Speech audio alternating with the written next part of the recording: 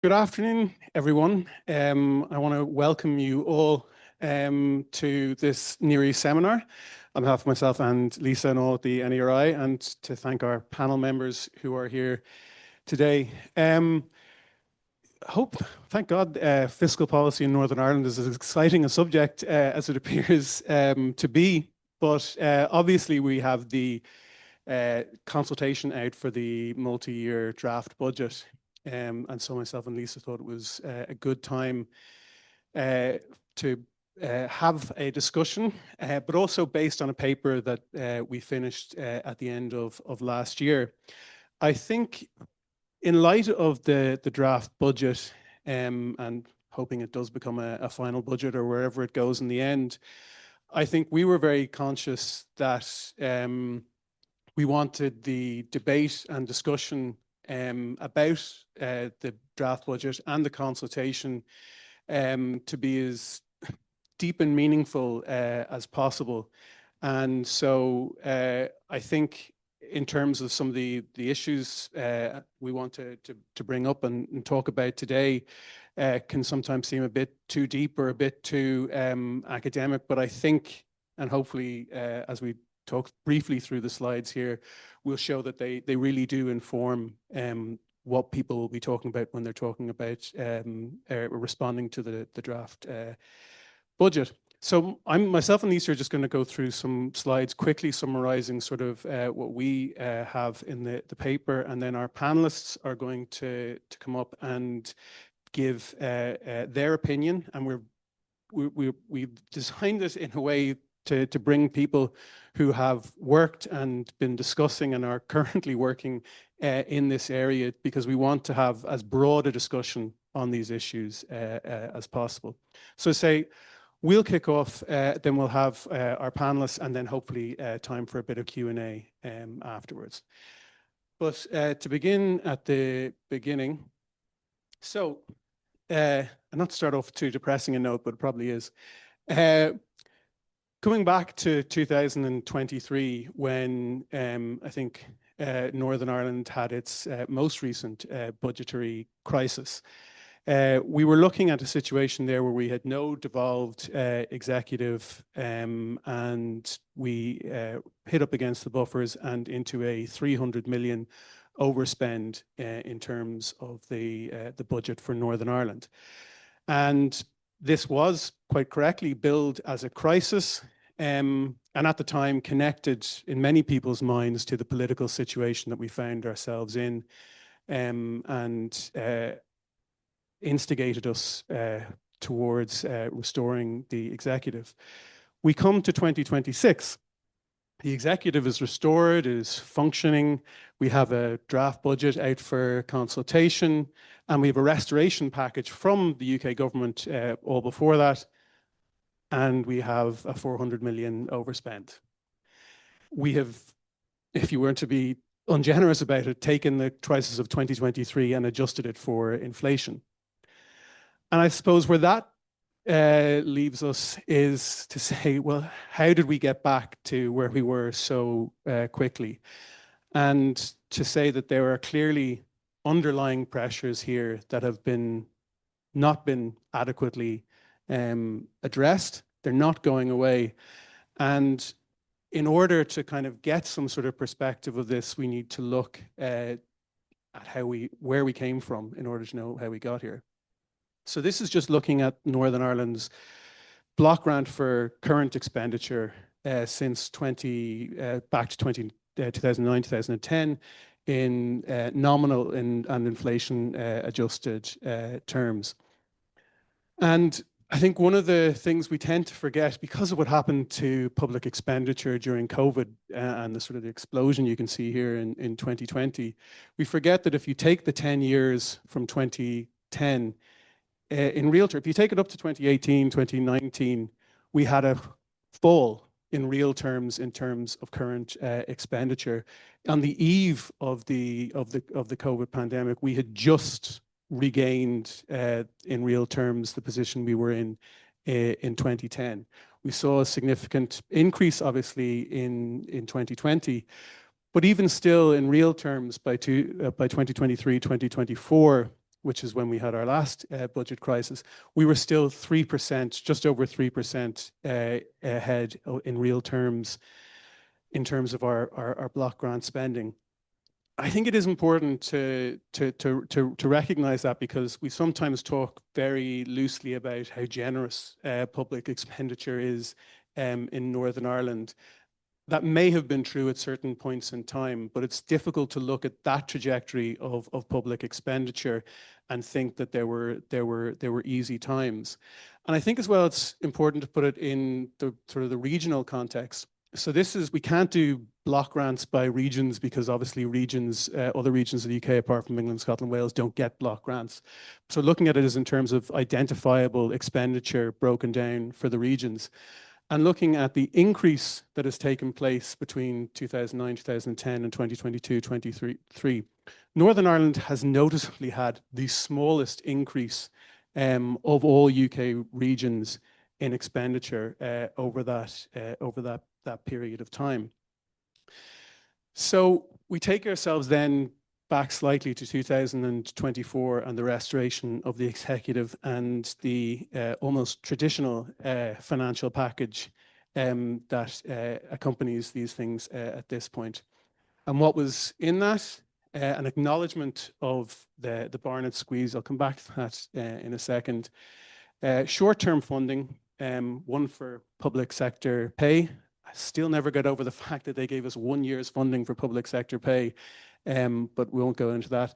A stabilization adjustment and a transformation fund. The most important piece of that, I think, for the longer term was the acceptance that Northern Ireland could not get itself out of its budget situation alone. The acceptance that there had to be some reflection of public expenditure needs in the block grant going forward. I think it's very important, because if you take ourselves back to that time in 2023, the entire narrative at that particular point in time was that Northern Ireland needed to pull itself up by its own bootstraps. It needed to, that Northern Ireland was a mess, it couldn't run a bath, and that if we could just get ourselves in line, everything would be hunky-dory. And within a matter of weeks, the UK government went from that narrative to accepting that they needed to fundamentally alter the apportionment of public expenditure to Northern Ireland. And the stabilisation fund or package that we got was a rough calculation of what we would have gotten in 2 years previously had we reflected Northern Ireland's public expenditure need in the block grant. But I think the problem we faced in that restoration package was the issue of public expenditure need was acknowledged but not fully addressed. I have mislaid the clicker already. Oh, here we are. And I think we have to not getting too technical on this, but just technical enough on what we did with public expenditure and accommodating public expenditure need. We looked at a model that was applied in Wales and roughly, very roughly, applied that to Northern Ireland. But the problem is that the Holtham formula is designed to identify a need for public expenditure, but does not define how that need should be recognized in public expenditure apportionment. So we have a situation where we identify a series of socioeconomic characteristics of an area and determine how those would be administered for or accounted for in public expenditure if we were not in the block grant situation, if we were in essence a region in England. And the issue the issue that arises there is that it is not designed to tackle the increasing expenditure pressures that Northern Ireland is experiencing. But to take it to the more acute problems, the Holtham formula is already out of date. And if anybody read Jerry Holtham's most recent report for the Northern Ireland executive outlining Northern Ireland's public expenditure need, there are various pleadings that he writes within that report begging to be asked to do an actual analysis of what public expenditure need is in Northern Ireland, and making very unsubtle references to the fact that he was told by Treasury, no, stick to the original formula, plug in the new numbers. Problem with that is we've had to make 2 adjustments already for the Holtham formula as it would apply in Northern Ireland. One for policing and justice, and I believe that we will never come around to an agreement on tacking on a single coefficient to a formula to account for the totality of what that expenditure is meant to cover. But also the issue of agriculture spending cropped up given budget changes that were made at the UK level. And the problem is, if you do policing and justice, if you then go for agriculture, why stop there? There is an increasing list of adjustments that can be made, and all that does is take you to the fact of, if you stick this many things onto the formula, it is no longer the Holtham formula and requires you to actually go back and do a full proper analysis. But if we are to take the narrative that has returned to us now, that Northern Ireland must live within its means, and we have a Secretary of State who seems to be as eager, if not more eager, to come on the airwaves and repeat this at us. Yes, we can talk about better management of public expenditure, and people who care about public services and the nature of public services should be deeply concerned about the efficiency, effectiveness of spending. Reform if you look at the draft budget, we are as likely to get reform over the next 3 years in this executive as we were in the last 3 years, given the constrained nature of departmental totals. But I think we also have to accept the fact that in many of the areas we would want deep reform, money isn't always enough. And we only have to look at the experience in the Republic of Ireland, who have an embarrassment, literally, in their budget of increased revenue and are unable to make key reforms in certain public areas of expenditure. But if we are then talking about curtailing services or cutting back on expenditure, what are we actually being asked to do in Northern Ireland? We are being asked to curtail service provision here to meet the fiscal choices that are being made in Westminster. And I think in order to sort of understand what I mean by that is to look at a region that isn't devolved, and to look at a region like the northwest of England. And if their health service gets into bother, requires more funding, nobody goes out and suggests that everybody should pay double the amount for their refuse collection, or, you know, basically puts the hat around. It is an issue of national competence, because that is the settlement that exists there. We have responsibility for spending the money here under our devolved settlement, and therefore the totality of responsibility is lifted on to us. I think one of the ways to look at this is the councils in England, who for many years of the Conservative government were basically where the UK Treasury outsourced a lot of its austerity. Key services that they don't provide, we don't provide in councils here, that they were expected to provide. The funding was slowly pulled back And many of these services, and indeed many of these councils, were forced into bankruptcy in many cases. That is now being fundamentally reassessed by the UK government, and in many cases, a reassessment of their expenditure needs, the like of which we haven't even gotten close to in Northern Ireland. It wouldn't be of the same quantum because of the differences in the areas of responsibility. But just to say that that is an issue.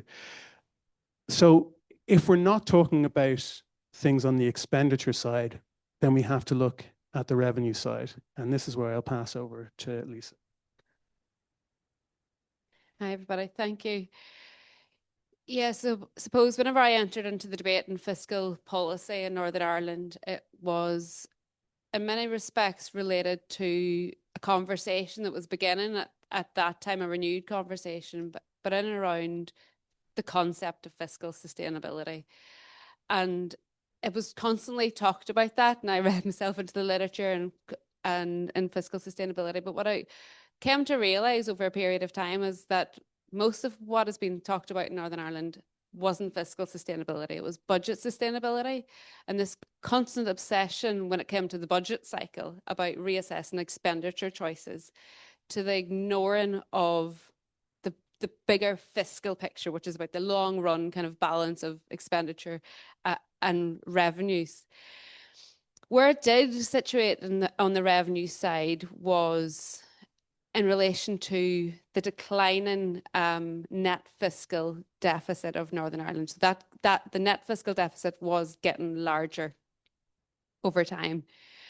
But again, much of that conversation was pushing to the expenditure side, and it didn't really talk about the fiscal side. So when we set about this paper, and this paper was about 4 years in the making, really, kind of between leaving it and come back 8 months later and coming back to it and that sort of thing, we started to look again a bit more at the revenue raising side. So everybody probably knows revenue raised per head is the lowest of all of the regions of the UK, or the second lowest.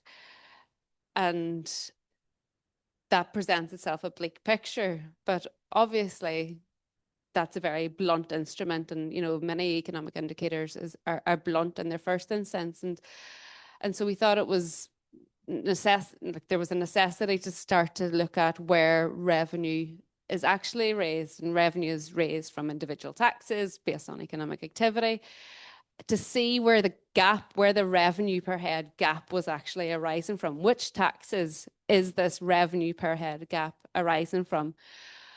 And when we did that, what we've seen is that 80% of the gap arising in per head taxes is arising from UK set taxes. So immediately you can say that the leverage which Northern Ireland has to fix the problem is constrained by that, by the fact that Northern Ireland is a devolved nation within a UK fiscal framework. And when we broke that down, what we seen was that 45% of the gap, the revenue per head gap, is arising from lower income tax per head. So that points to differences in economic structure, economic sectoral makeup, but also in terms of the different types of employment that exist in terms of the balance of low income taxpayers to high income taxpayers. So we started to tease that a little bit out through the various different taxes. And a second part of it then was related to this conversation that where we can fix this is through, so the broader conversation as it went on, the broader conversation as we got into it was, but we can fix this through local revenue raising powers. And so through this existing taxes and charges that we have, so or through kind of the devolution of tax raising powers. Can you flick? Sorry.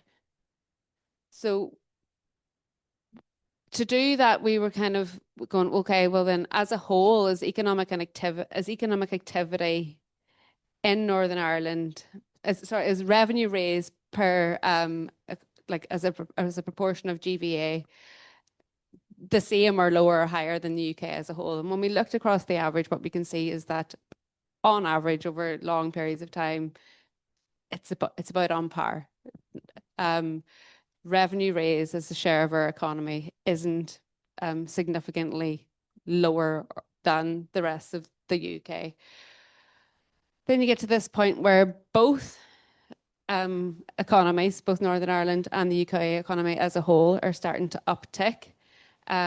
So again, this kind of notion that Northern Ireland is feeling or is fiscally irresponsible can start to be challenged, because you're seeing an increase in the share of tax being raised as a portion of economic activity. But Northern Ireland's weaker here, and a gap starts to emerge. So we started to look and examine where that came from, and not to get into the technical complexities of it, but as outlined in the paper, what we've seen is, again, because Northern Ireland doesn't set the broader base of taxes they are UK set, is that Northern Ireland appears to be UK set taxes are less efficient at capturing Northern Ireland's economic activity than what they are capturing in the UK. That makes sense. You know, UK Treasury and government set taxes to capture UK-based economic activity. But it's not an inherent failing of the Northern Ireland executive if they're not capturing it, if they're not as efficient at capturing it here.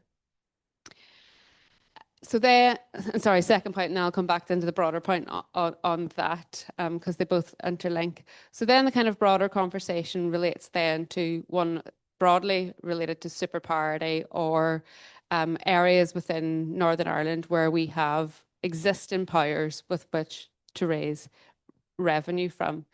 And one of the areas that is obviously on the table is related to rates, but also another one which arose a few years ago is in relation to water charges. And and it was the Fiscal Council had done the original paper on this, where they had looked at the combined average bill, so the rates bill or council tax and water charges, and figured out it amounted to just under 2,000. And the combined average bill in Northern Ireland was 1,180, and the kind of number then was, okay, there's a possible 800 charge that could be applied right across the average bill. Where we've thought that flawed, again, going back to the notion and the concept that taxes and revenue is raised on economic activity, and in England, council taxes are charged not on households, but on the valuation of the property.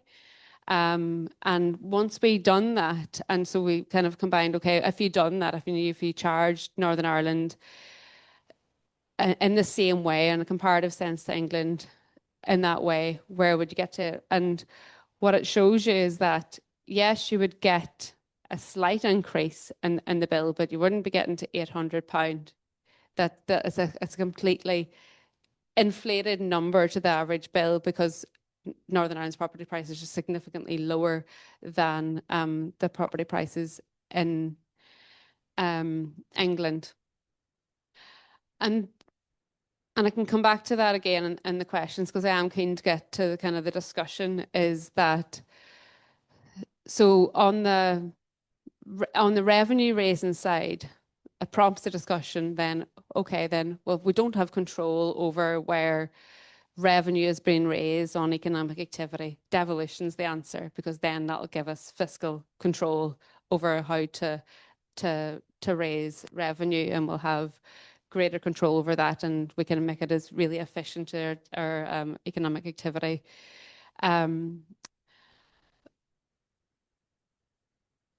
And there's kind of two things you can do that, but in seeing the significantly lower tax take from income tax, from corporation tax, from NICs, is what you're seeing are structural differences in the economy, rather than our taxation system being the fundamental flaw.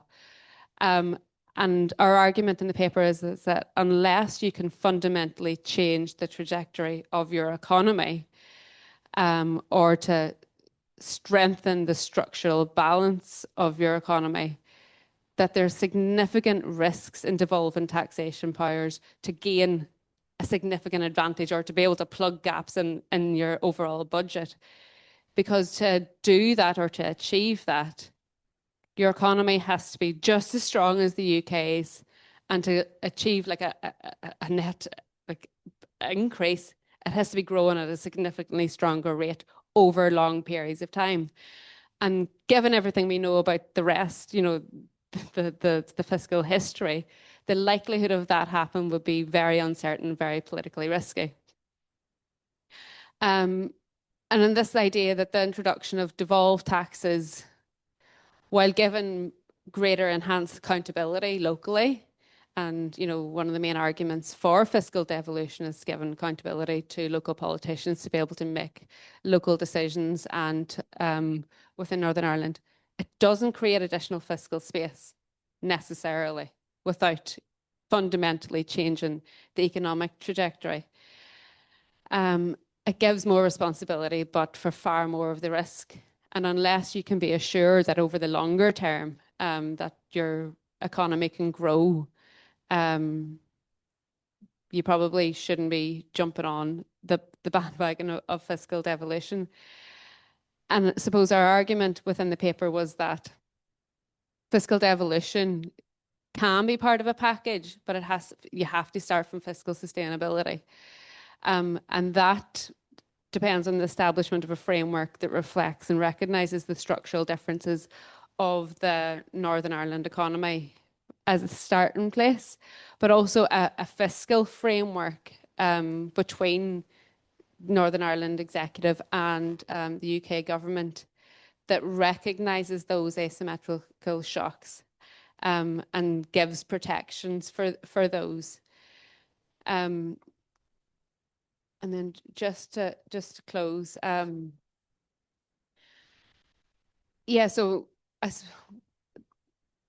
the need to differentiate between fiscal sustainability and budget sustainability.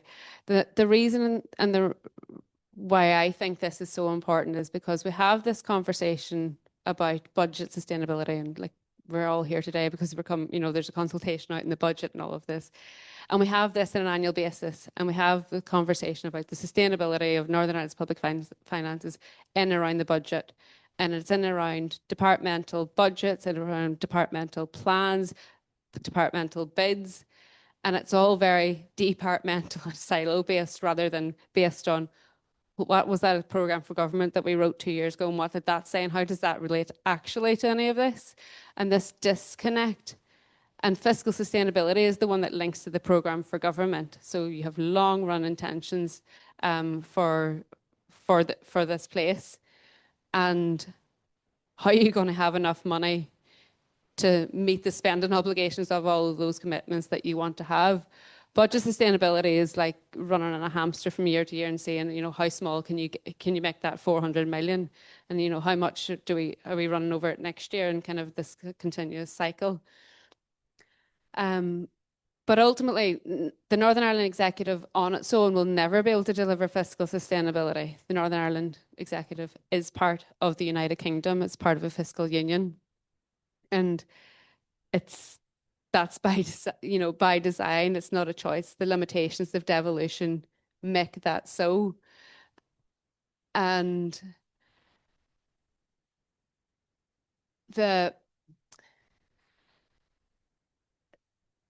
because I think it's central in the discussions, because I think when we're constantly talking about, you know, we need to raise more money locally. We need to look at local revenue raising powers, because we're not pulling up our own bits, or we're not getting up earlier enough in the morning. Northern Ireland is not doing enough. Is that going back to that concept of need is fundamentally important, but also going back to that fundamental, there's within any fiscal union, there's a tendency for some parts of that economies to perform weaker or stronger than others. The limits And like the extent to which that happened is, to me, is what's up for discussion, not whether or not. And I think we've veered too much to the side that we need to fix all of Northern Ireland's fiscal woes from within Northern Ireland. And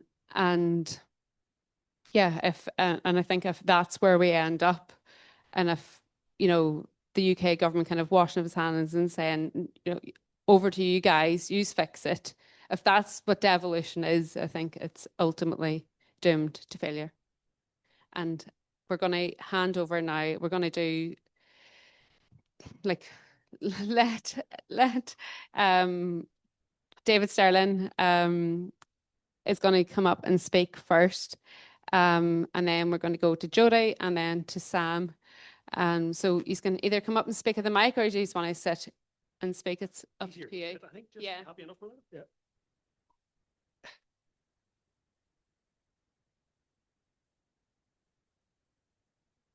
Normally I'm the depressing one, but thanks. Look, thanks for the invite. These are really important issues, and I welcome the opportunity to come along and join the discussion today. I'll start really just by agreeing with your last 2 points there, that we're in a real crisis and we won't get out of it unless UK government and the executive work together and recognise this is a shared responsibility. And I agree totally as well that if devolution means UKG washing its hands, then we are doomed to failure.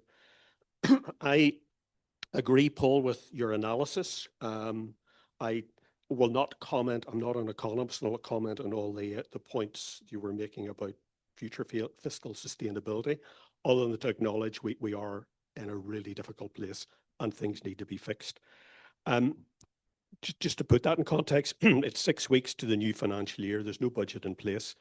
The total resource DEL for next year is only 0.8% in cash terms above what it was last year. And only 4 departments are getting an increase. But in real terms, health, education are going to be worse off in cash terms than they were last year. And again, just a contextual point, health and education consume 70% of the budget. And just trying to deal with the demands they're facing is hurting the 7 smaller departments. So I worked out that since 2016, the health budget has gone up by 66%. Education budget has gone up by 60%.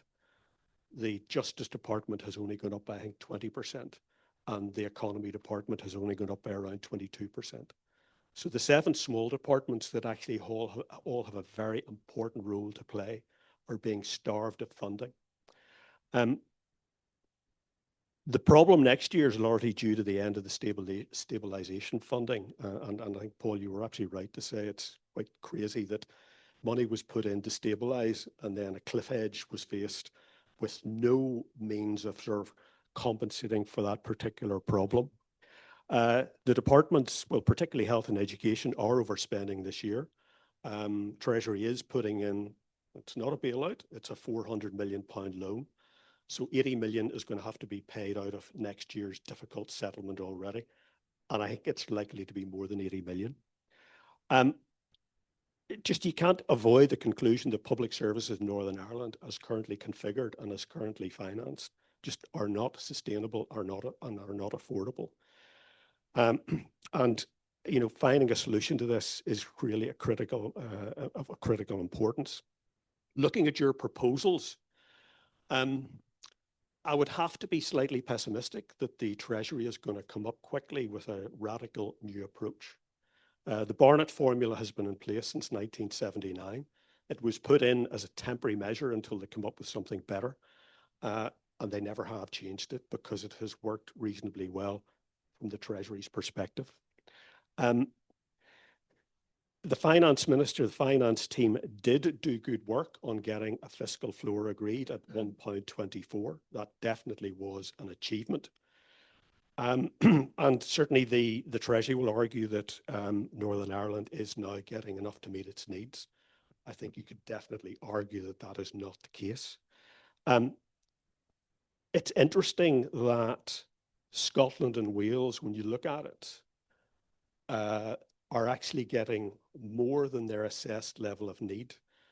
I can't say by how much, because the figures haven't been published recently, But I think if the executive wants to make some case, it certainly can point to the fact that the Barnett formula is working much better for Scotland and Wales than it is for Northern Ireland.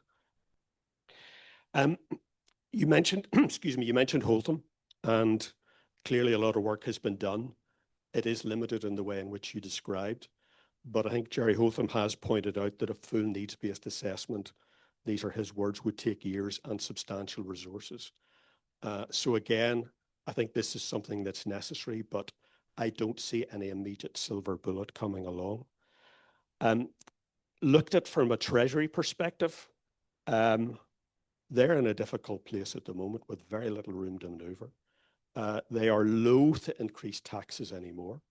There's lots of economists in the audience, but the consensus seems to be that there's very little room for the Treasury to borrow anymore. They would not want to cut services any more than they already are doing. So their opportunity to do something specifically for Northern Ireland that wouldn't be repercussive in Scotland and Wales and in the English regions is going to be very difficult for them. What I would say in terms of looking forward is, by all means, engage. You know, there is no doubt that this problem will only be resolved through engagement between the two. The budget position for 26-27 is just not deliverable. You know, they overspent quite significantly last year with a better financial position than the one that's coming forward. So the sooner they get down and work something out, the better. But I think we will in Northern Ireland have to accept that there will be an expectation that Northern Ireland does a little more to help itself. I'm not going to get into the argument around revenue raising. There's very little that the executive could do in the short term to raise a significant amount of money quickly anyway. The regional rate is the only thing that raises money quickly. And I think the numbers are, you need to raise, what do I have it?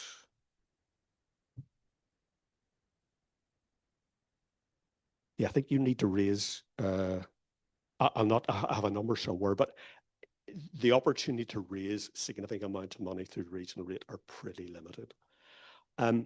Personal view, I do think we have to face up to the how we pay for water and sewage. I think the term, you know, water charges has become very toxic. But when you look at it, Northern Ireland and Ireland are the only two jurisdictions in Europe that don't charge domestic customers a direct charge for water and sewage services. And they are arguably the two jurisdictions in Europe that have the worst services in that regard. So something needs to be done there, in my view. I think as well in revenue raising, we have got super parity measures. I'm not going to get into the debate about that. But what I would say is I think we need a debate about if we're going to have super parity measures, are they being deployed in the right places? So like, I don't pay a water charge. I get free bus travel. Would it not be better if I was actually, if what was given to me was maybe given to 18 to 21-year-olds in terms of free transport? There are a lot of things that could be done. I think means testing is often portrayed toxically, but actually I think there is room for some debate because there are people in this community who could afford to pay more. And I think that's going to have to be looked at in the mix. And I think if the executive, when it engaged with Treasury, wants to have a serious conversation, then it will have to consider and put some of these issues on the table. So I will pause there. Yes, as David said, thank you very much for having me here today. It's lovely to be in, dare I say it, such nerdy company on this particular Tuesday afternoon. Where to start on all of this? I mean, right, I suppose really the one thing that I would say, Lisa, around your point about the one-size-fits-all fiscal policy not being appropriate, I think one thing that I would add to that is that it is also problematic in terms of an absence of incentives. So the Northern Ireland executive is not incentivized to grow. It is not incentivized to prosper. it does not collect any additional tax revenue that accrues as a consequence of growth, and it doesn't save any welfare savings that they might manage to achieve through appropriate interventions. So incentivization is right at the heart of all of this, I think, fundamentally. Now, of course, that's the nature of a devolved administration that is funded externally by a central government, but that is part of the reason that within Strategic Policy Unit, myself and Stephen Farry, we have been focusing very much on the case for transformation of public services. And one of the things we've been arguing for more recently, in fact, I wrote about it this morning in the Irish News, is a sort of enhanced transformation fund. And the reason for that is I think we need to really tackle those incentives. So if we can find some way of linking executive performance or executive ability of realizing efficiencies with some sort of perhaps matched funding from Treasury, then you start to alter what is the fundamental flaw here, in the sense that, look at what happened over recent days. The executive just got 400 million for what? For overspending. Incentives is at the core of all of this. So, it all comes down to need, and that's what we've been discussing, our relative need. Probably just worth saying on that I was part of those discussions with Treasury as part of the restoration package, because I was representing the Alliance Party at the time. And it was us that flagged the anomaly in our view. And I think, Paul, we had this conversation, and Lisa as well at the time. So because we were closer, and this is no slight of the Fiscal Council in the least, because their work has been exceptional and we owe them a lot in terms of the fiscal floor that ultimately materialised. But nevertheless, I think there was a fundamental flaw, dare I say it, in that analysis, in that when they were looking at relative need for Northern Ireland in the context of policing and justice, they were looking at a time period when there had been a relative degree of austerity enforced in those budgets. So they were not looking at how much money policing and justice received when it was first devolved to Northern Ireland, which would arguably be very reflective of need. They were looking at a period after which those budgets had been eroded. So the 124 measure of relative need, for that reason, in our opinion, was on the low side. And I still think there's probably a credible case to be made around that. However, very much agree with everything that David has just said. And I think everything we discuss ought to be grounded in the fiscal reality in London. Terrible, couldn't be much worse. UK, borrowing levels are problematic, borrowing costs are problematic. The UK government, I have been more outspoken than I like to be. I try to be very polite, but I've really struggled with this Chancellor, because there's nothing in the recent budget that is pro-growth.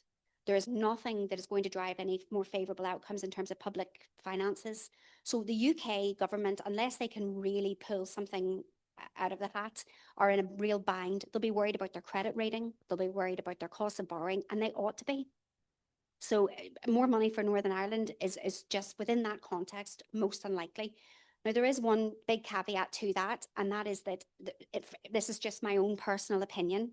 To go back quickly to what we were talking about there, about the discussions around relative need that were happening at the time with Treasury and Hillsborough Castle, they were quite disappointing ultimately, because, well, two factors. The 124 was disappointing, as was the fact that the 124 was only going to be applied to further incremental increases in Barnett. So they weren't saying, right, 124 needs to be your whole baseline budget. That would have been enormous. Instead, they were just saying, right, every incremental increase you get will give you 124. But more importantly than that, and in my opinion, more fundamentally than that, and this is something that I have not heard discussed in the public discourse, is that this was very based around public service demands. We all know that. Relative need was, what's your need for policing and justice? What's your need for education, based on various socio-demographic factors? So that was all current expenditure. It was resource expenditure. Now, I personally think there's a very strong argument to be made around our relative need in relation to capital. And I actually think that is probably a bigger argument that we're not having. We all know, the legacy of the Troubles and the underinvestment that happened. And that's not a political comment, that's just a fiscal comment. There was a deficit of investment over that period, with good reason, arguably, because of some of the consequences of putting that money in terms of productive investment. So, I feel that there is a much more credible argument actually around that. So if anybody wishes to run with that analysis, I think that could be good for Northern Ireland. Again, heavily caveated within the context of UK Treasury being very, very constrained in their capacity to provide any more funding. Finally, before I hand over to Sam then, I've already alluded to the work that we've been doing, but I will just say it again. I do agree that notwithstanding some of the points that have been well made, we do need to find our own solutions because of that broader UK fiscal scenario.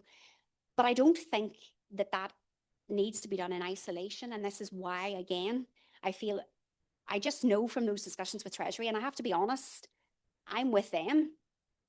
You know, I can get why they would be thinking, come to us with solutions.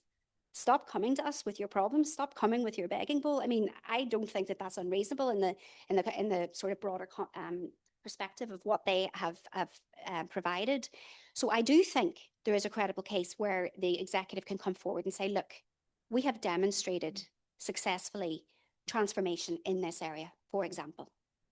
Allow us to replicate that across this area or that area, or also perhaps speculative transformation investment. We know that AI, and nobody's saying AI is a silver bullet. It's not without its risks. Of course it is. I'm worried about AI, but how the consequences of AI on our society will depend upon how we manage it, how we legislate for it, and how we adopt it. And ignoring it isn't going to make that go away.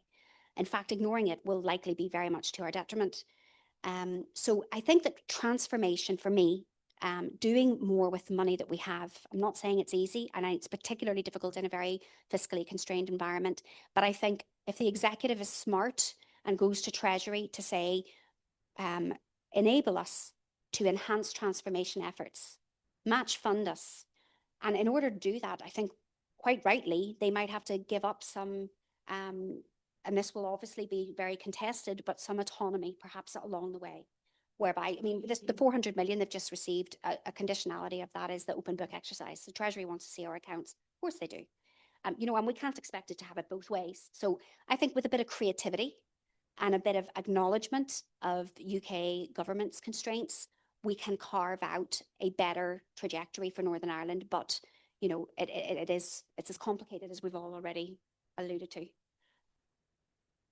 Sam? Thank you, and thanks for the invitation, Lisa and Paul, to be here today. So I absolutely am a nerd, but I'm not an economist. So I will be talking, I suppose, more about the politics of this, and politics is inherently bound up in these decisions. And it's good to be having these discussions, because often what I see in Northern Ireland politics is that there is this sense that we are carried along on the winds of what, you know, British government policy happens to be, how much money the Treasury sends us, whatever it might be, and we're helpless supplicants. We have no choices in this. We have enormous choices in this, and we've made some very bad choices, and we need to face up to our responsibility for that as a society.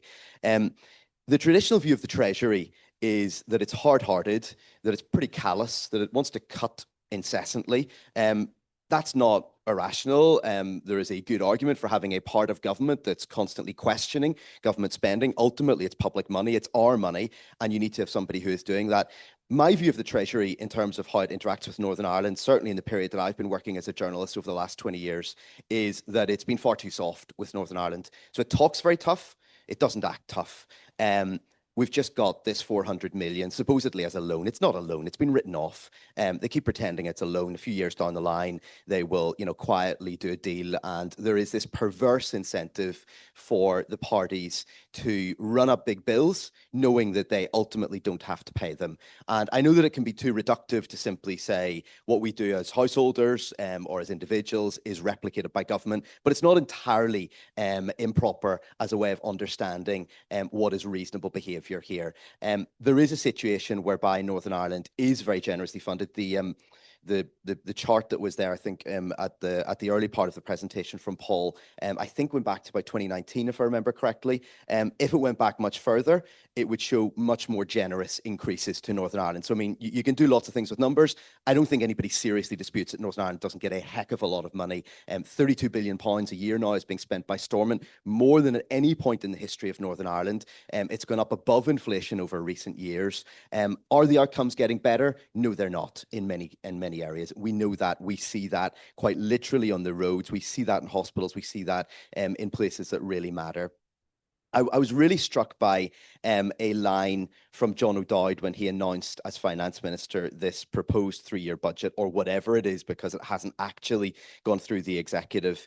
And it brought home to me something that I've increasingly thought, and that is the fundamental absence of any sort of economic ideology in the executive. Now, on paper, Sinn Féin is a very left-wing party.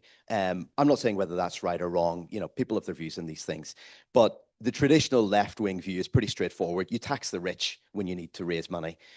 On the one hand, Stormont is saying we need to raise massive sums of money, and people are literally dying in hospitals because we don't get enough money sent to us by these big bad Brits.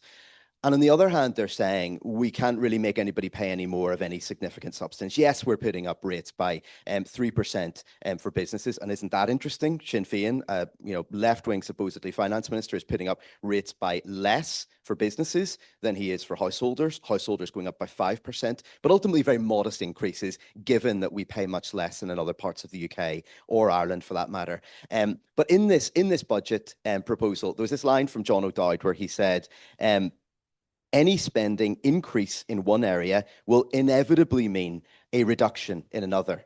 Now, that's nonsense. I'm not an economist, and I know that's nonsense as a layperson. You have the choice to raise more revenue.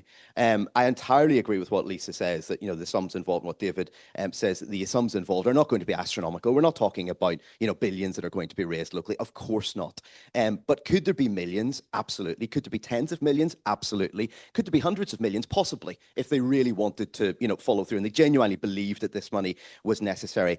And when I hear executive ministers speak from all parties, but this is particularly pronounced from Sinn Féin, and I find that surprising given their supposed economic ideology in this area. They talk as if everybody in Northern Ireland is on the breadline. We're all suffering. We're all hard-pressed taxpayers. We're not. We're simply not. Do they not see the cars on the road? Do they not see the Ferrari showrooms? Do they not see the Galgorm Hotel? Do they not see the... I mean, I'm not suggesting there aren't people in Northern Ireland who have a very hard life, and in many cases, those people need more support. But the idea that none of us could pay any more, and I don't want to pay any more than the next person. I mean, of course I don't. And I see a lot of the squander in Stormont. So there's a lot of money that could be saved. But if you're saying there's nothing more we can save, but also we can't raise any more, well, I mean, it ultimately doesn't make sense. It's completely illogical. And so when the Treasury looks at this, as Jody has suggested, they are pretty skeptical, but they haven't followed through on that skepticism. And so after RHI, after this exposure of a culture of, a grasping mentality of free money, of somebody else is going to pay for it, even when we know that there's probably, serious corruption potentially involved in this scheme, that was the mentality of some senior people, particularly in the DUP. After that, there was this sense in the Treasury that things had changed irrevocably, and Julian Smith was very exercised about this, and there were some changes. The Fiscal Council is one of them.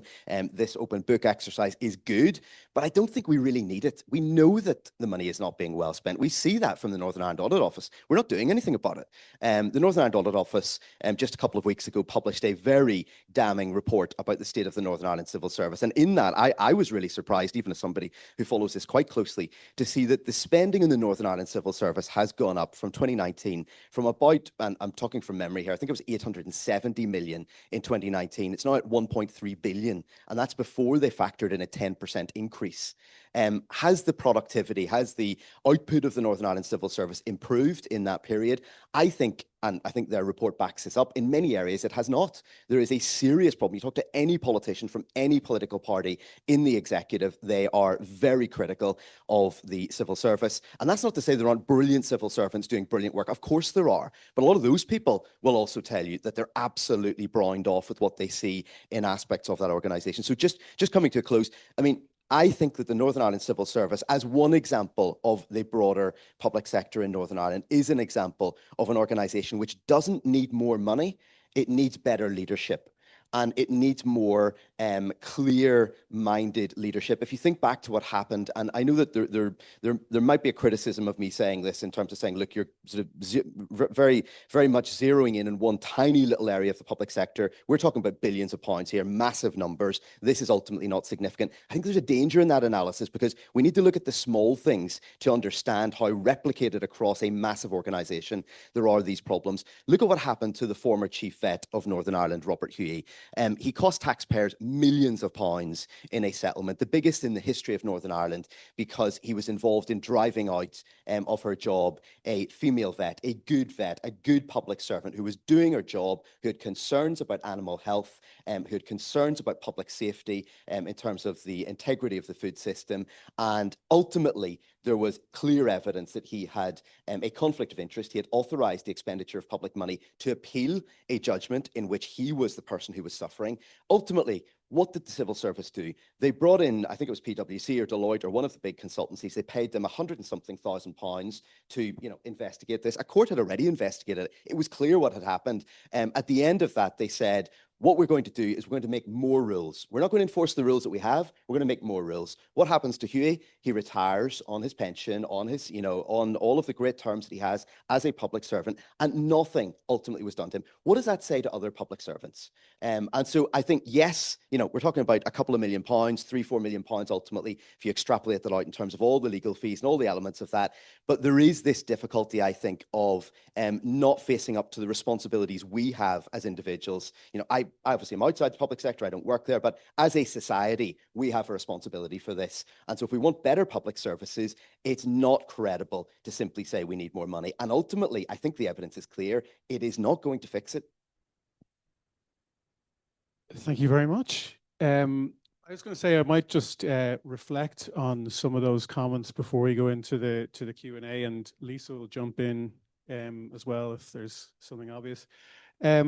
I thought, David, what you were saying there at the beginning and talking about Jerry Holtham's comments on the public expenditure exercise and taking years, this is something that it's come back to, it has been said to us a few times as well. I mean, first off, I don't think it being too complicated is a reason not to do it. And I find that this is sort of an approach of the Treasury that when you consider how they deal with it, it's almost like an irritant, and as soon as it can be taken away from them and squared off as an amount of money, that's more is the better. I think we also we're too insular when we think about this. There are countries around the world who operate fiscal transfer systems, dynamic fiscal transfer systems, very openly and very easily. Like within the paper, we look at the dispute between myself and Lisa, which one favored Australia, which one favored Canada. But there is, we don't have to reinvent the wheel, I suppose, was kind of a point that occurred to me on there. And on the charges, the water charges, and yeah, there is a problem with the funding of wastewater infrastructure. And my issue, though, I think always comes back to this is, if we do want to raise more money for these services, we have an existing rating system that's there. And I think the reason, if we look to the example within the South, the reason why water charges failed down there and the property tax didn't was because the property tax was seen to be fair. Property tax took from those who had more valuable homes, whereas the water taxes were considered to be unfair. So, and then in the effort to try and make them fair and reflective of income changes, the exercise of doing that was going to prove more expensive than actually collecting the limited amount of revenue they were going to get from them. Jody, I agreed with you when you mentioned the transformation fund there, your thoughts on that, because the second it was announced in 2024 and they put a number on the transformation fund, I said, right, that's it. Its usefulness is gone for us completely. Once it was seen as a pot of money to be spent, the idea that it would be drawn down for specific transformation projects went out the window completely. I think what you're saying about not going to Treasury with problems, I think is definitely, and I think, maybe the narrative for Northern Ireland needs to shift.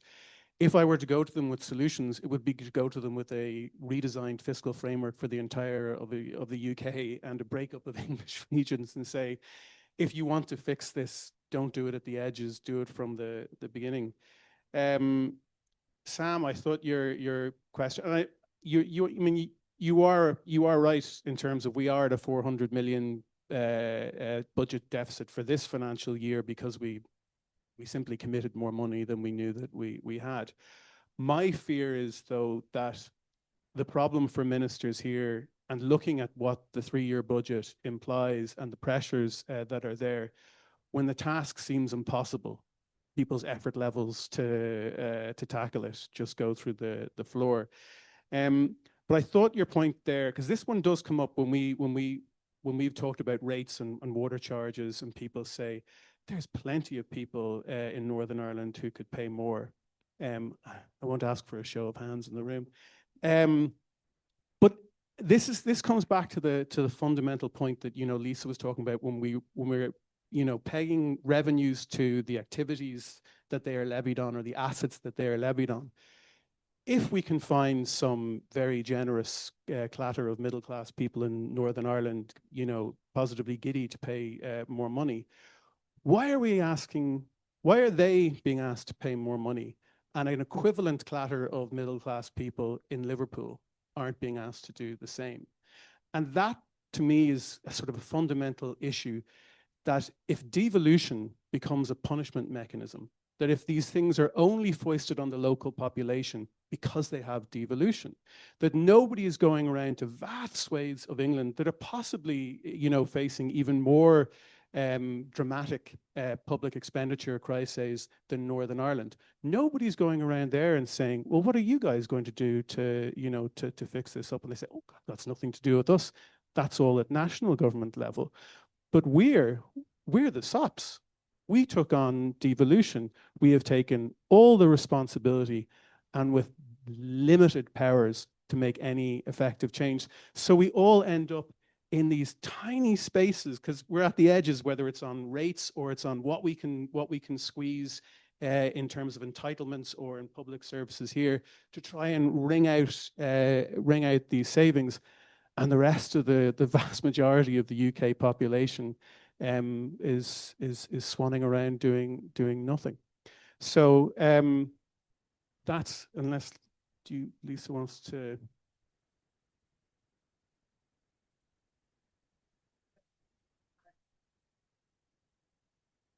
They ultimately choose to make choices with their budget, and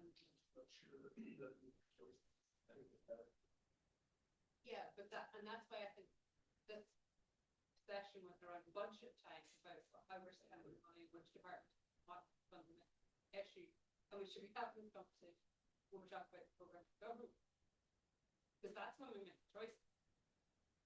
And then it kind of relates to the point then that you said that I couldn't figure out when you were saying that dispute kind of raised there. Are you saying that we should pay more in Northern Ireland if that is what Northern Ireland will, if that's what it takes to fix our own problems, or to, within Northern Ireland, if we want to fix, waiting lists or health lists, or, stop people dying, those things that improve better living standards, should we pay more than paying than forget the English conversation? No, so I think, first of all, we're paying less than in England in terms of household charges. So the DUP in particular, a few years ago, had an infamous, to me anyway, billboard where they boasted at election time, we have the lowest household taxes in the UK. And then a couple of weeks later, they were pleading with the Treasury, begging for more money. We desperately need money, to save people's lives and to, educate our kids and stuff. It's not credible. It's ludicrous. And so there are a lot of people in Northern Ireland who could pay more. But the other way of doing this is by saving money in current expenditure. I give the example of Robert Huey. That's an extreme example. I'm not suggesting that we're spending, £2 million every week on settlements for people who are driven out of the workplace.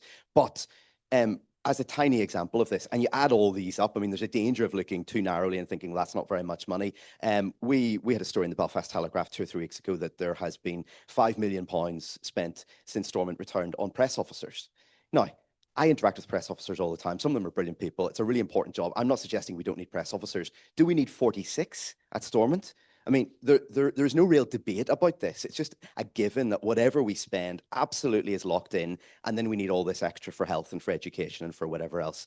We're not spending the money very well. So I think at budget time, they ought to do something that was talked about at one point, and David will know more about this than me, or might recollect the circumstances here, but where they talked about basically going through the budget line by line and saying, can we justify this? Whereas it seems to me that the process involves they start with what they got last year and then, you know, try to justify getting that again. And you get all these sort of perverse incentives of spending money in the last week of the, you know, the financial year and all this sort of stuff. So there's a lot of stuff could be done before you look at the headline figure. And actually simply adding on extra money is not going to fix the health service. We've given it more and more money. It's not getting better. Just coming on that, but just to echo that in the sense that that's something that we've been arguing for quite a while now, is that, you know, the executive should trial zero-based budgeting. Exactly that. You know, I mean, why is it that every year we start with our previous year's budget and then we just have an incremental change? All that does is embed previous inefficiencies within the process, and it's rolled in year over year. I do think, though, you know, that I think one of the key challenges that we really face is that, well, firstly, do we not wish to be more aspirational than just talking about need?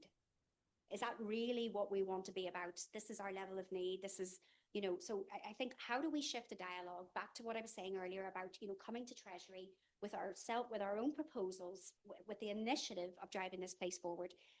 I think we're stuck in a cycle at the moment in Northern Ireland, and it's not unique to Northern Ireland, but it is particular in Northern Ireland, given single year budgets and so on, where a lot of noise around firefighting is crowding out any strategy. So it goes back to what I said at the very start. We're all sitting in this room talking about resource spending, and of course we are. That's what keeps the show on the road. That's what keeps things going day to day. Nobody's talking about capital expenditure. And that's what will boost our economy. That's what will drive our economy forward. I'm being slightly contradictory in the sense that I've already made the point that we don't reap the rewards of growth, right? But that aside, if we assume that we are somewhere along the line rewarded for that, we need to focus on strategically growing our economy. The Northern Ireland Executive has a programme for government that states that they wish to have I can't remember the exact wording, prosperous, globally competitive economy.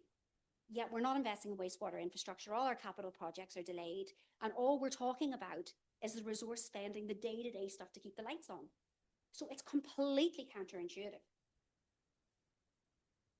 Just a couple of quick points to come back on that. Just on the water charges point, I think actually the review of water reform policy that was conducted in 2007, 2008 did identify that the rating system was a way in which we could actually fund water and sewage, and I think it was a good idea. The Scots do this. They make it work. You know, they've had a left-centre government in Scotland for as long as I can remember, and water charges are not a political issue there, so it can be done. I think politicians have failed at times here to make a case for increased spending locally. Like I think if the executive came out and said, we want to do more on, for example, childcare, which is a real big issue. We can't afford to do it at the moment. So we're going to increase the regional rate by 5% a year or 10% a year for the next 5 years to do this specific thing. I think people, by and large, would get that. In the same way the Chamber has come forward, Chamber of Commerce, I think, has come forward with an idea that we might all pay £100 more to help fix the water and sewage problem. I think there is something in that. I think these things need to be looked at. And I think it is things like that that need to be put on the table for the discussion with Treasury, because you're absolutely right. We do need a better arrangement than we have at the moment. But let's be honest, we hold no cards here. You know, the Treasury hold all the cards. The problem is, and I agree with Sam here, I think the Treasury has been kind of soft. What they've done is they've agreed multiple deals over the years. The deals haven't held or haven't been sufficient, and they've come back and put in more support. So actually it's in the Treasury's interest to sit down and come up with something that's more sustainable. I think part of the problem is we're preoccupied with our problems, but our problems are tiny when you look at the big picture facing Reeves and Starmer. And I suppose my last point is the problems we are facing here are just a microcosm of the big problems that are facing the developed world. And that is low growth, stagnant living standards, an aging population. And we can't forget Northern Ireland is the fastest aging part of the UK. We have a real demographic time bomb about to hit us and increasing demands for public services. So I was going to try and finish on an uplifting note, but there are big issues that are need to be faced. Yes. Any questions? Carmel? No question. Oh.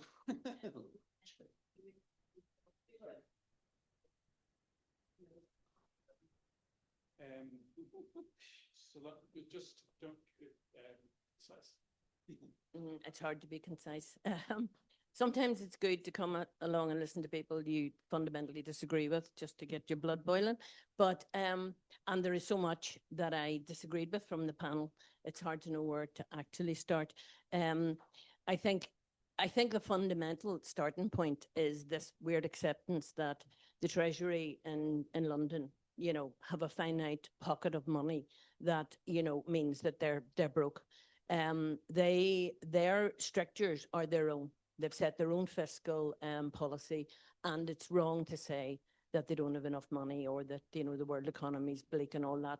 I think that's fundamental nonsense. You know, that would be running an economy in Britain like you run your household budget. You know, you have so much in and you've only so much to spend and there's so much out.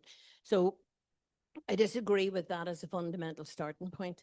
But I also, I feel like the panel, the three members here didn't listen to anything that Lisa and Paul had to say, because they set out the strictures of the economy we're living in, and whether it's political and the fact that we don't have a one-party government, we have a coalition of people who don't agree and make it difficult for each other to operate. So we're starting from a point where we've been underfunded for years. Whatever Treasury give us and incrementally and all of that is not going to be enough to bail us out of the hole that they created for us and have created over years.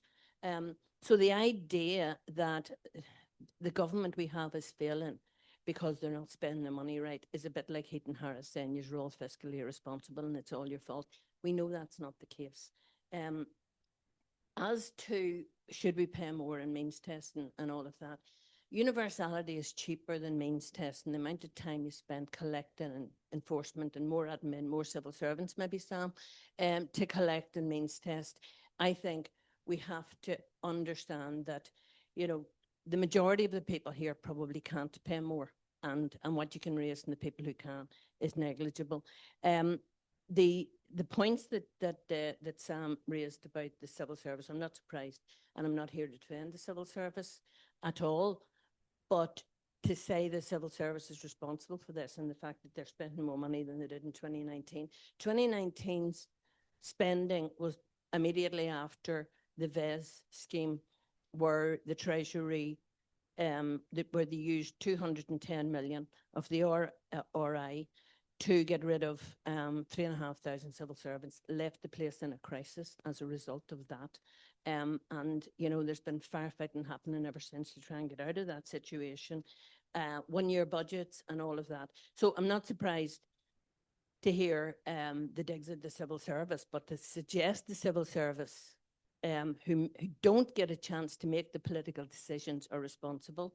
Not surprised to hear you mention Robert Huey. I'm just surprised you didn't actually name Jane Brady as the other kind of villain of the piece. No, I understand, but you have to remember that, you know, Robert Huey was his own boss in his own domain, and nobody could have told the chief vet to do something different. It was just factually the case. He was the boss there. But anyway, can I just say, I think the idea that, you know, you can't listen to what, you know, none of you listened to what Lisa had to say and the strictures that we work within, or that Paul had to say. And I have to say, I found all of those things and all your comments about how do you incentivize when you don't have the money to change your own fiscal parameters and your own budget. So honestly, all of your comments just wind me up something shocking. That's what we're here for. Nobody else want to come in? Oh, sorry. Hi, Tom Sullivan, Chartered Society of Physiotherapy. My question is, I suppose if you look at the situation as regards economic inactivity in Northern Ireland, which is roughly about 27-28% from the latest report from Queen's. So that's about 300,000 of sort of working age population for the whole of Northern Ireland. And estimates put the cost of that between 3 and 6 billion a year to the Northern Ireland economy. So the question is, why can't we have a joined up strategy across the departments that looks at seriously tackling the cost of economic inactivity here?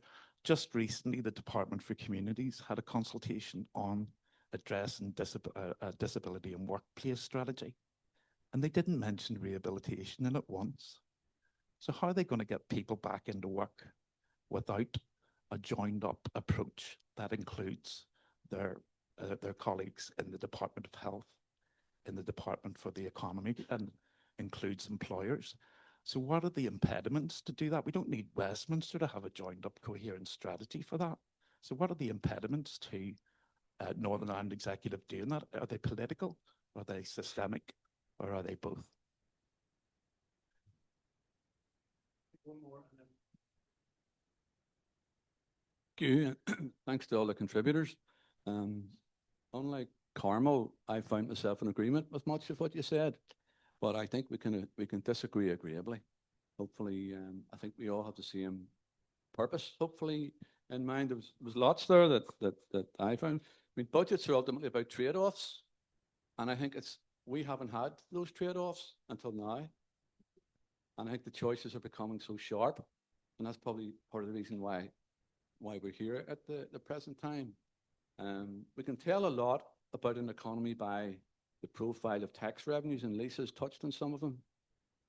Our expenditure, taxes, VAT, excise duties and so forth, look at those.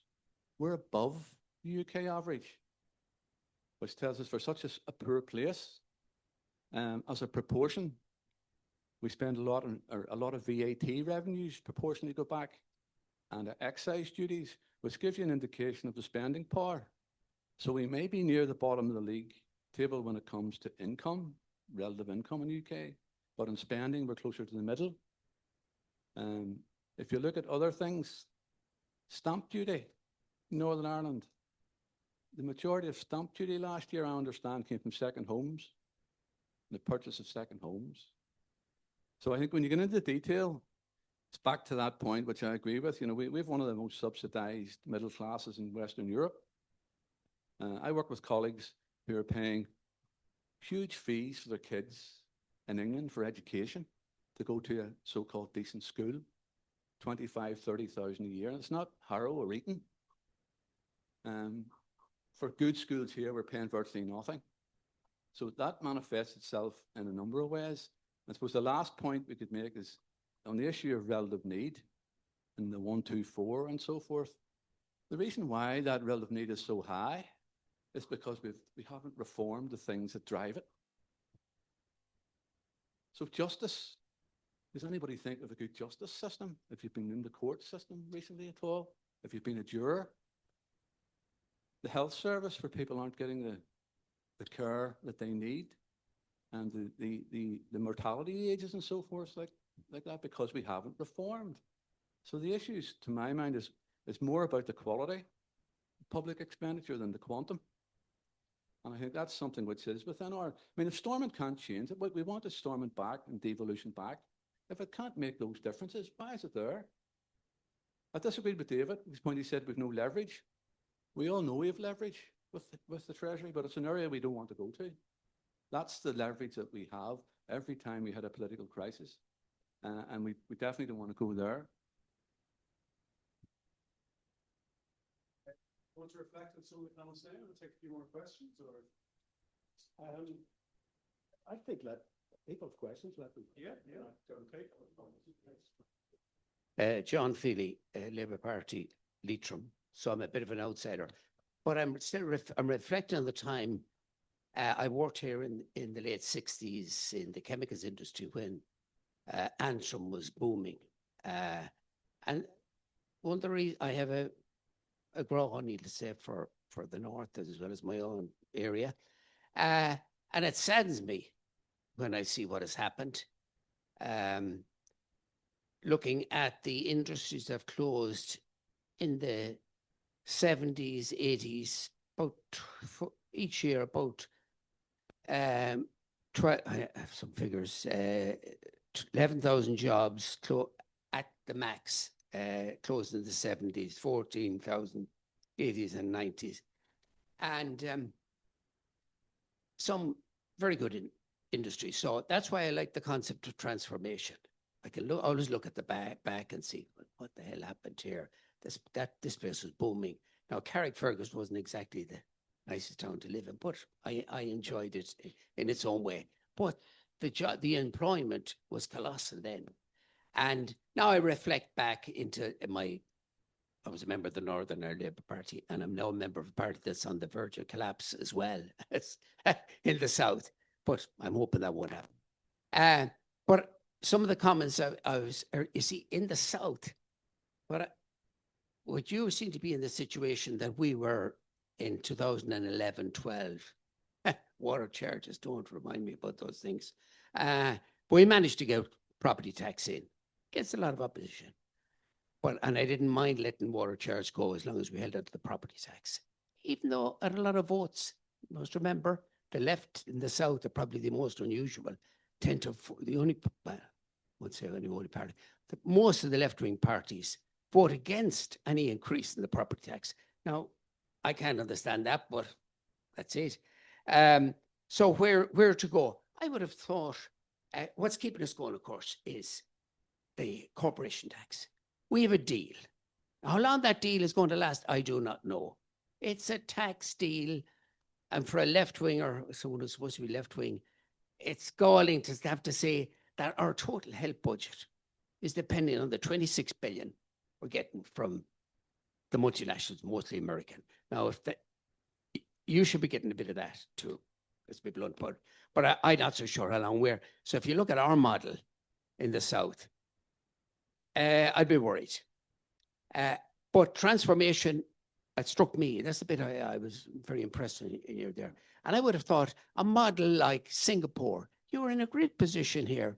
You have opportunities in the UK and you have EU opportunities. Why not get these companies in and squeeze as much tax out of them as possible? Maybe change your tax base. I hear your point. To get less, but more to you.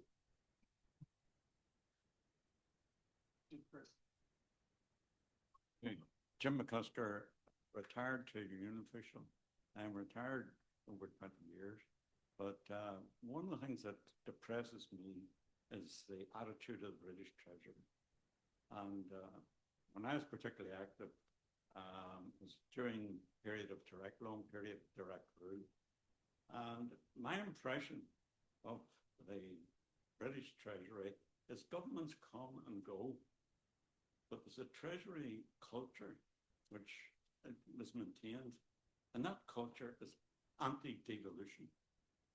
And they are content with the status quo of the Barnett formula, the few adjustments here and there from year to year.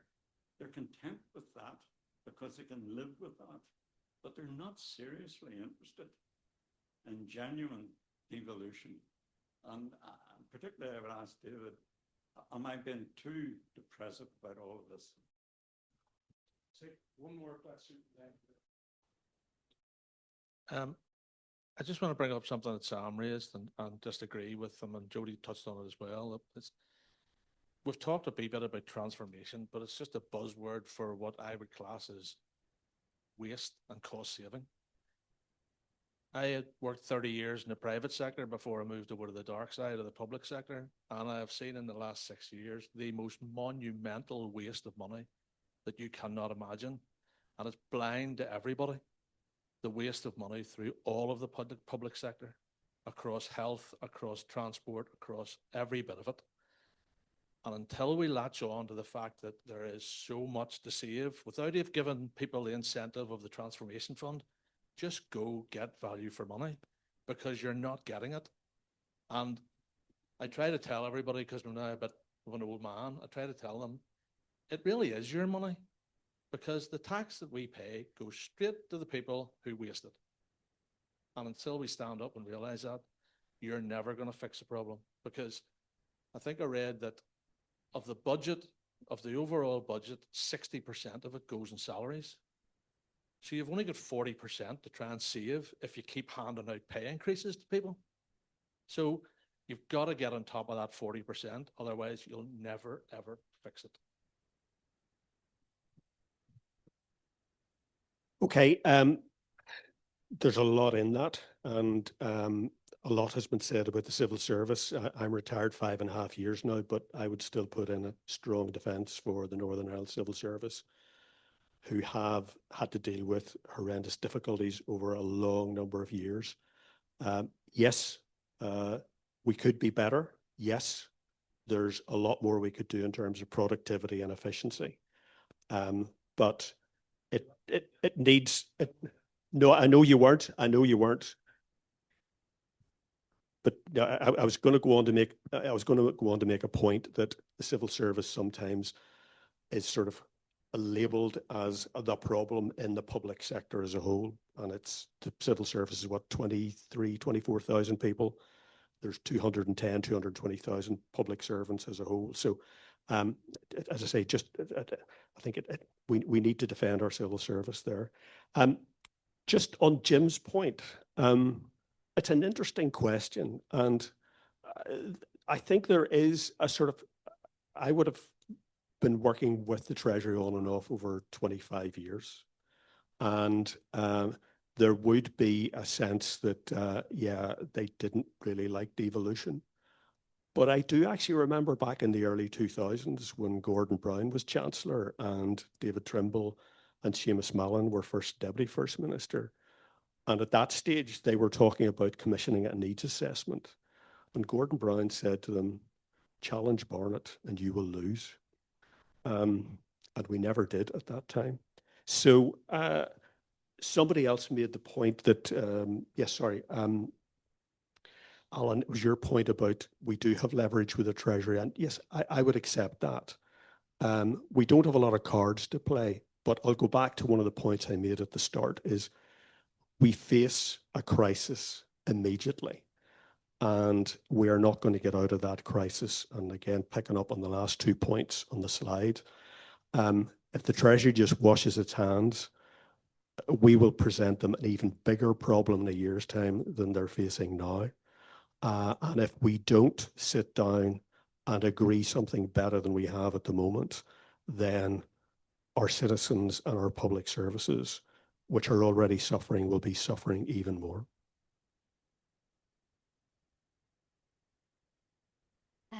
Yeah, I suppose the only thing that I would add is to say, in relation to the comment about economic inactivity, for example, and why can we not do better in and around that?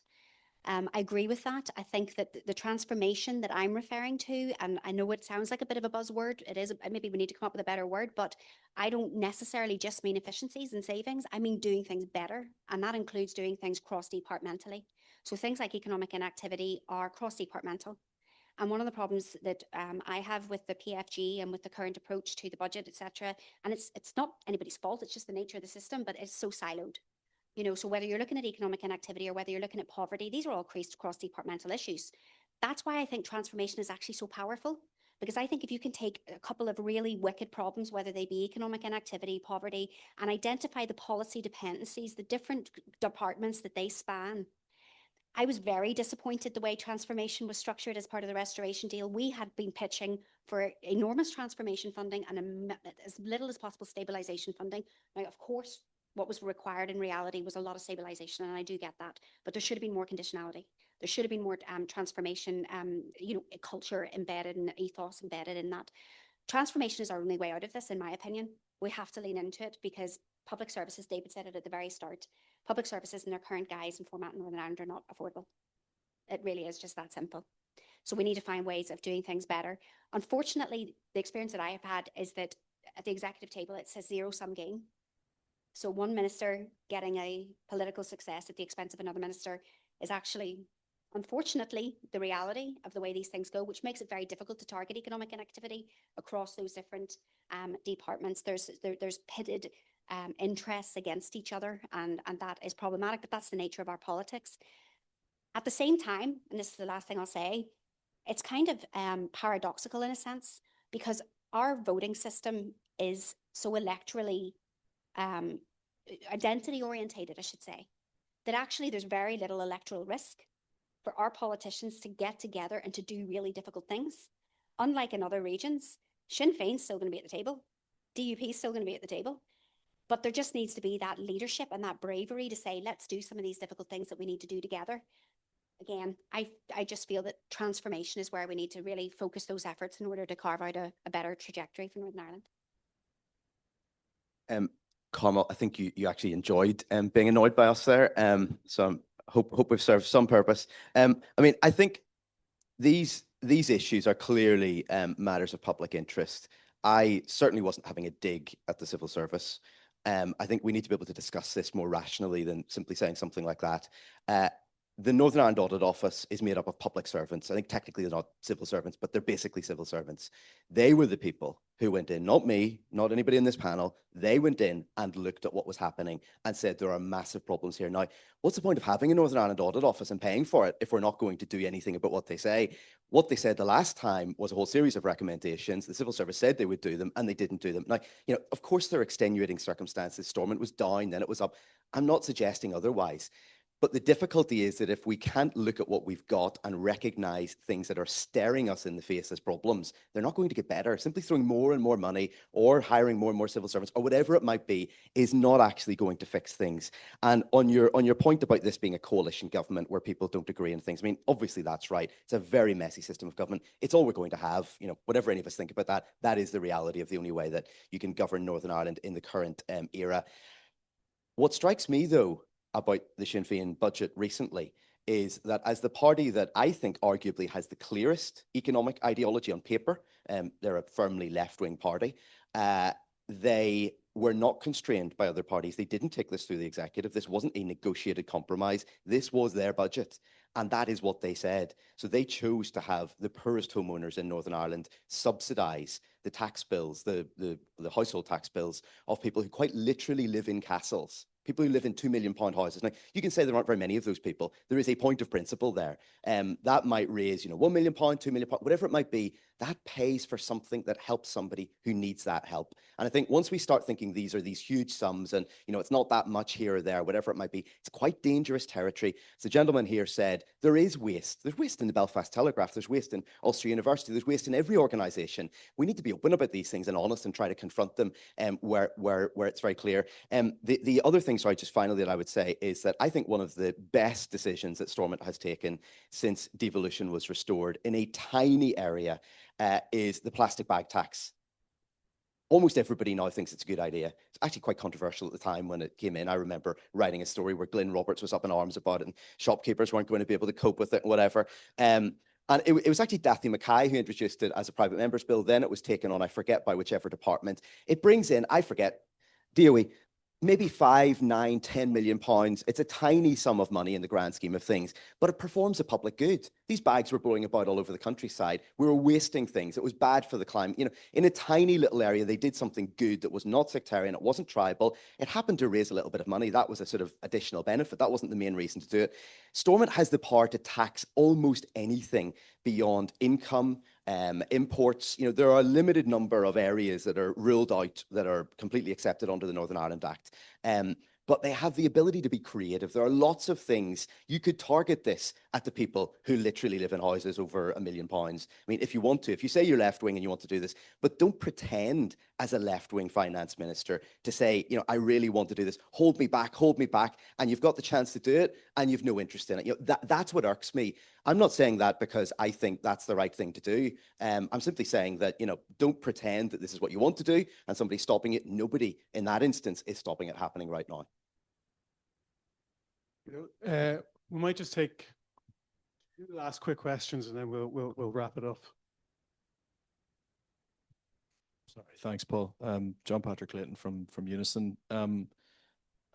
I was very struck and just in Paul and Lisa's analysis about how they're effectively saying we need to move away from looking at this as budget sustainability, where effectively the executive is almost like a public body that has to achieve its break-even target, to how we get a more fiscally sustainable position. And I think there's a lot of truth in that. And obviously, as a union that's engaged in negotiations around pay and health and in education and so on, we can see the reality of that in terms of how those issues have borne out in recent years, and health is pay as part of the overspend that the health finds itself in at the end of this financial year. I think just to pick up on some of the panelists' comments before I ask a question of you, reform and transformation of public services, I think politically there's a lot of rhetoric to suggest that isn't accepted, that's not the contentious issue. What we haven't seen is the reality of how it's going to be done, how it's going to be funded. How do you actually keep the public services running to address the needs that are there and that are growing, whilst enabling the transformation to happen? And I think we also have to, particularly in terms of the health service, and people have mentioned the pressures on the health service, we have to seriously look at the social determinants of health. You know, the cost that poverty has, the cost that poor housing has, the pressures that brings to bear on services down the line. And we have plenty of areas where we don't have parity, and childcare has been mentioned. We don't have universal free school meals in Northern Ireland. We've lots of areas where, you know, there are nominal or in relative terms or relatively small sums of money that could be invested that would have a benefit more broadly, but we haven't moved to try and find some sort of consensus in that regard, because we're constantly hitting the buffers of budget sustainability rather than fiscal sustainability and what might improve outcomes for the population in the long run.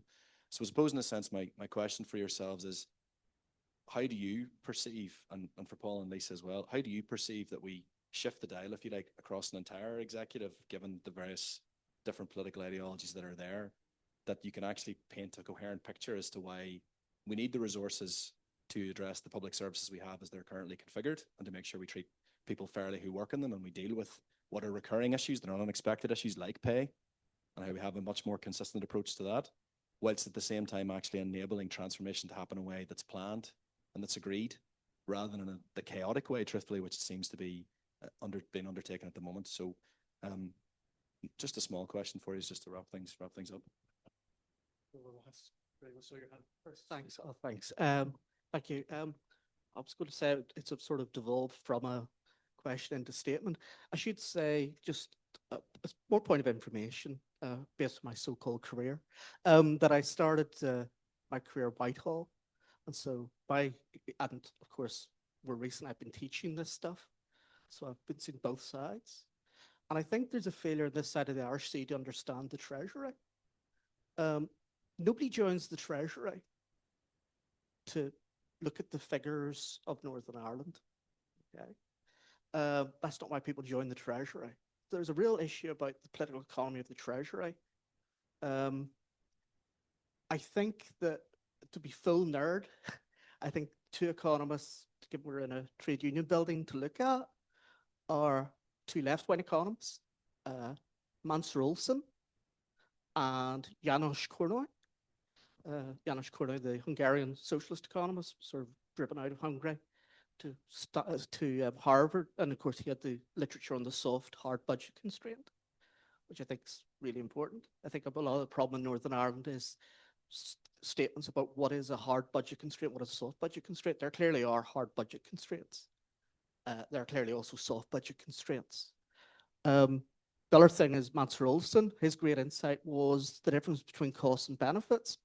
But his insight is that there's an issue about the diffusion of costs against benefits. In other words, he's saying that vested interests like farmers, if you put a tax that's on a box of cornflakes, they get the revenue from that. Their benefits are incredibly concentrated. The cost is diffused amongst the taxpayer. Okay, so in other words, looking at the headline cost-benefit figures can mislead you. I think all of this is leading up to the nerdy point I want to make is regarding, ideally, you would want to see much higher productivity in Northern Ireland, would give rise to the budget constraint, but much healthier. In the absence of that, you've got to deal with the settlement. And to be fully nerdy, I just don't see a likelihood that an Australian system could ever be introduced into the Treasury, simply because I know, and I've worked with people in this, I've worked with people in New Zealand You know, I spent some part of my career in New Zealand. I could tell you about people who get their PhDs at University of Sydney writing about one chapter of the Commonwealth Grants Commission. You know, that's how detailed this stuff is. It ain't easy. And I know full well what happened to the Treasury in 1979 when they were forced to do a needs assessment, and they nearly had a revolt. If you can imagine what a Treasury revolt would look like. You know, if you the nerdiest, weirdest revolt of all time. So there's all this sort of stuff going on, but I think people, my main takeaway is we need to understand tactically the Treasury much better than I think we do. And then if we understand the Treasury, know what makes the Treasury tick, then we can come up with better economics. Because the current economics of just keep giving us more money and promise this time it's different. Eventually, I mean, I could talk about the incentives within the Treasury and getting rid of the grade fives, but I won't. But I've rambled enough. I'm just going to leave it to final thoughts because we are running up on time. If you guys want to leave us with any final thoughts, and then we'll wrap it up.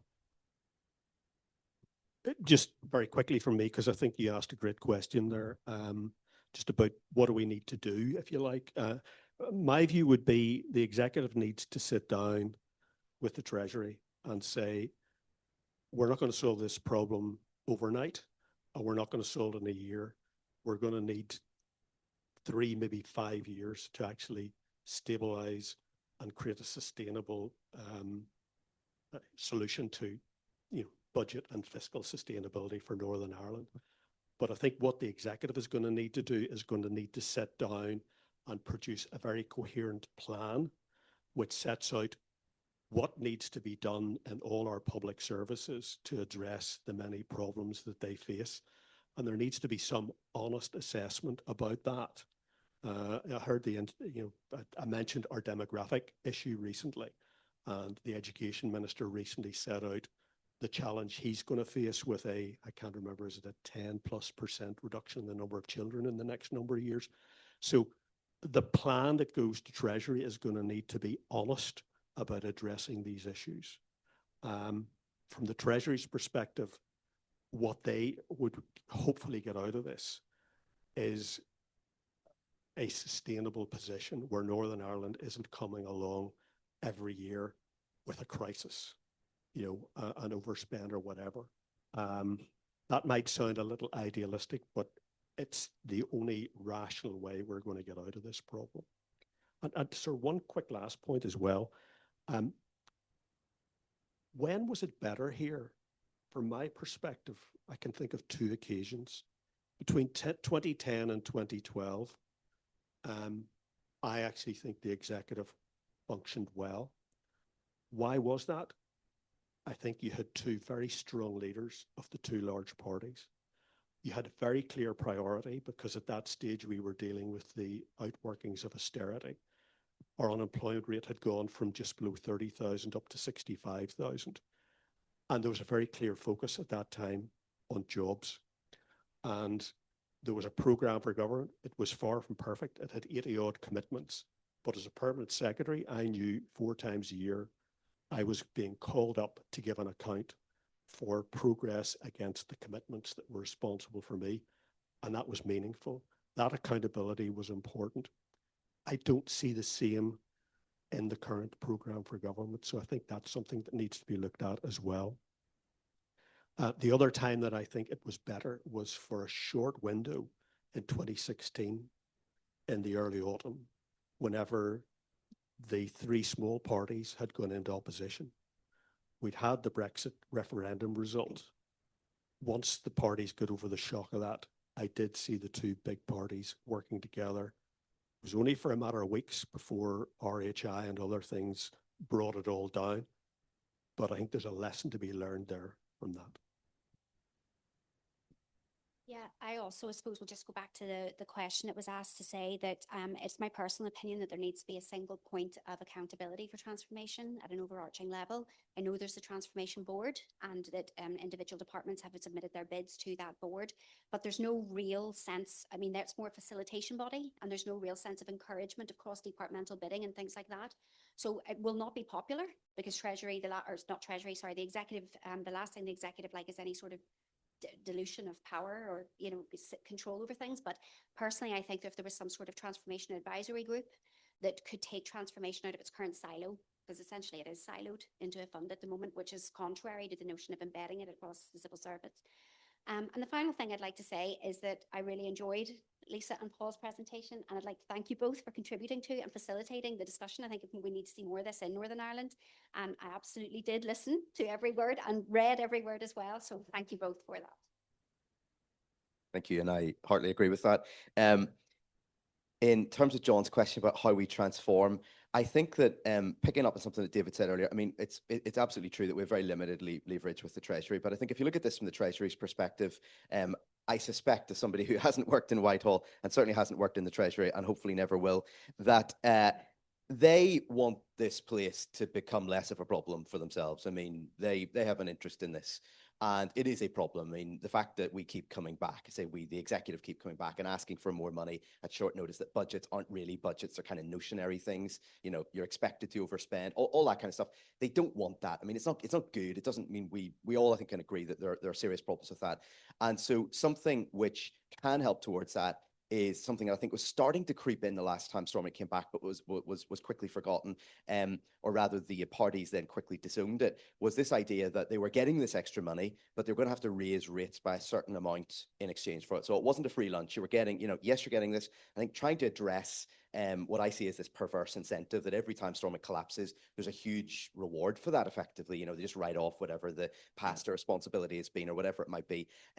That didn't really happen, but you could do something like that, I think, where the Treasury are told, look, you give us this, we will do that. And not on trust, but, it has to be a clear process.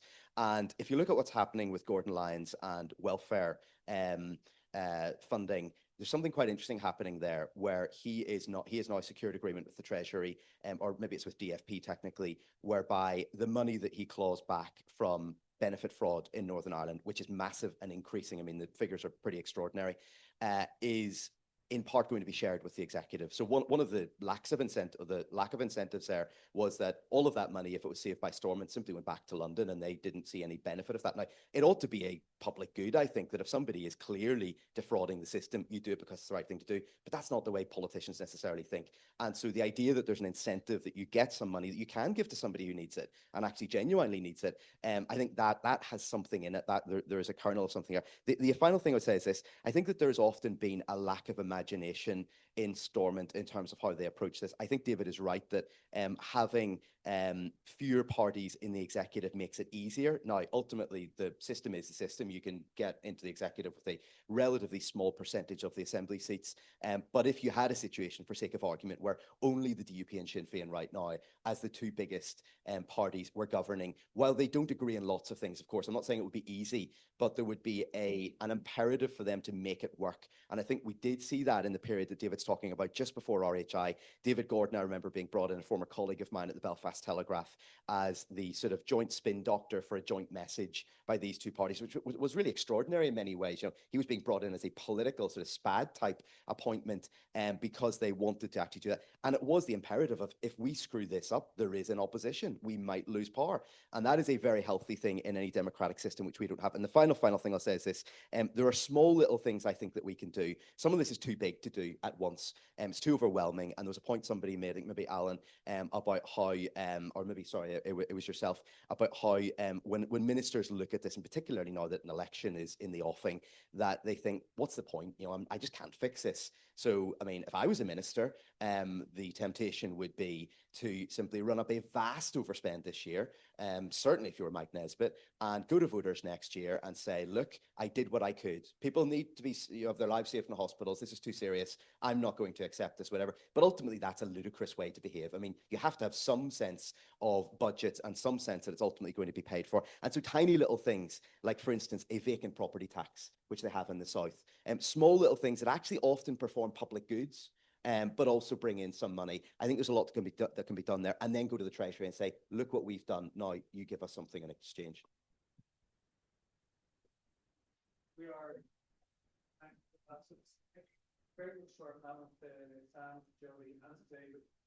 Thank you all very much for coming on. We've kept open there for quite a while, but hopefully this is one of these events, and hopefully there will be many more think the more we can talk technical, the more depth, the more experience, better for the outcomes.